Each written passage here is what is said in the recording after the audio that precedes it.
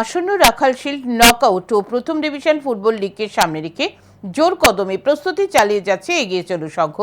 গত বছর রাখাল শিল্ডে প্রথম ম্যাচে পরাজয় এবং প্রথম ডিভিশন লিগে অল্পের জন্য চ্যাম্পিয়ন হতে না পারার আক্ষেপ ভুলে এবার দ্বিমুকুট জয়ের লক্ষ্য নিয়ে শক্তিশালী দল গঠন করেছে ক্লাব কর্তৃপক্ষ। রাখাল শিল্ডের এবারের আসরে নিজেদের প্রথম ম্যাচে 16 আগস্ট বীরেন্দ্র ক্লাবের মুখোমুখি হবে এগিয়ে চলো সংঘ। ইতিমধ্যে দলে রয়েছে রাজ্যের 6 জন এবং বহিরাজ্যের 13 জন ফুটবলার।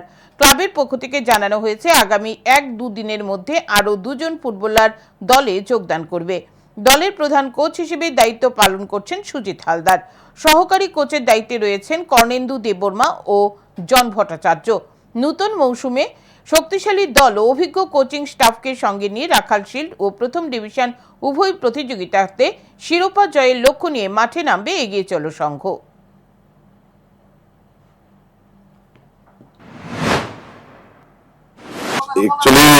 বরাবরই ভালো টিম করে থাকে ফুটবল প্রেমীদের ভালো খেলা উপহার দেওয়ার জন্য ত্রিপুরার। তো এবারে আমরা সেই লক্ষ্য রেখে টিম গঠন করেছি। বিশেষ করে বহিরাজ্য প্লেয়ারের উপরে আমরা এবার 13 জন বহিরাজ্যের প্লেয়ার নিয়েছি এবং লোকাল 6 জন নিয়েছি।